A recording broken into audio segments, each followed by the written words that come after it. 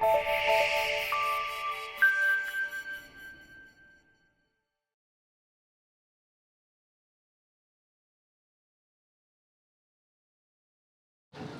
Russian BMP-3 Infantry fighting vehicle has been built in large numbers. Originally developed to meet the requirements of the Russian army, it has been sold to an increasing number of overseas users. This particular version, being shown here in Indonesia, is called the BMP-3F.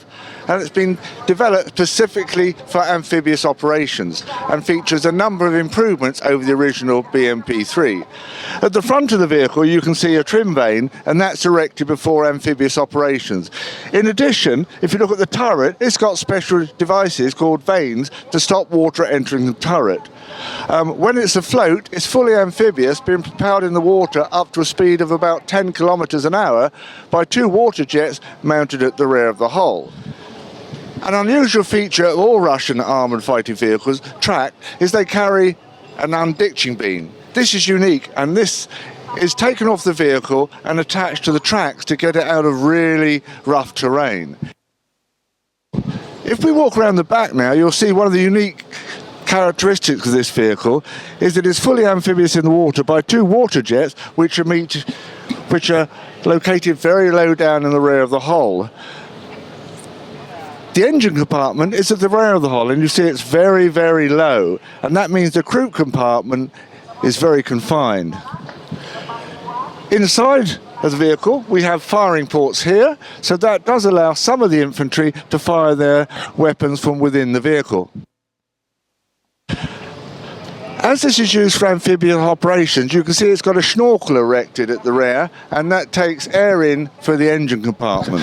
The BMP-3F has a two-person turret armed with a 100mm gun, which, in addition to firing conventional nature of ammunition, with the dummy round shown here, can also fire a laser-guided projectile. Mounted coaxial with a 100mm gun is a 30mm cannon, and mounted alongside that is a 7.62 PKTM machine gun. Also, in front of the vehicle are two bow-mounted machine guns, and they are operated by a crew member seated either side. If we look down here, you can see the 100mm round. This is with a cartridge case, and there we have the dummy laser-guided projectiles. They have a range of about 5,000 metres, and some versions are fitted with a tandem high-explosive warhead to enable targets to be neutralised fitted with the ERA. If we look at the front, you can see some applique armour and the trim vane stowed underneath. An unusual feature of the BMP-3 is three of the crew members are at the front, with the driver in the middle and a machine gun at either side. The other two crew members are in the turret with the commander and gunner, and some dismounts are carried in the rear of the troop compartment. Thank you.